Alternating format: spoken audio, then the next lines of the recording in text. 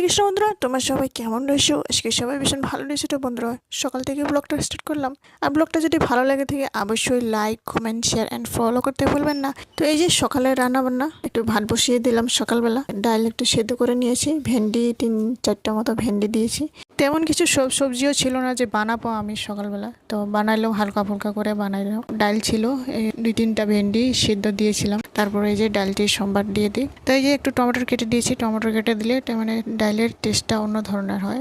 তো সকালে গরম গরম ভাত দিয়ে এই যে ডাল দিয়ে সুন্দর হালকা ফুলকা খাওয়াটা তখনই বেস্ট হয়। 3-4 দিনের বাজার একবারে নিয়ে আসি, ওই জন্য তো যাওয়া হয় না।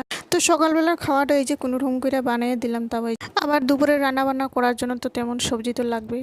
তো আজকে বাজার না যাওয়া ছাড়া উপায় নেই, তো যেতেই হবে। তারপরে এই যে খাওয়াটাই রেডি করে দিয়ে দিই। তো সকালবেলা মনে ভাবলাম যে সবজিটা নাই কিছু, তো কি বানাবো। তো ডাইলই ছিল, ডাইল দিয়ে একটু সেদ্ধ করে দিলাম।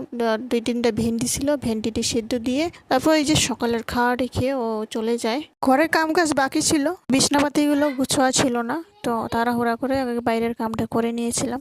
বাচ্চাগুলো তো জানোই, এই যে বিছনায় উঠলে যে আরো বিছনার চাদর ধরে নামিয়ে এসে পড়ে, একটু ভালোভাবে গুছাই রেখে দিলাম উঠায়ে। তারপর এই যে সকালের ভগবানের জন্য প্রসাদ বানিয়ে দিই। এই যে দেখুন সকালের দিয়ে। বন্ধুরা, ভিডিওটি ভালো লাগলে অবশ্যই লাইক করে দিয়ে যাবে।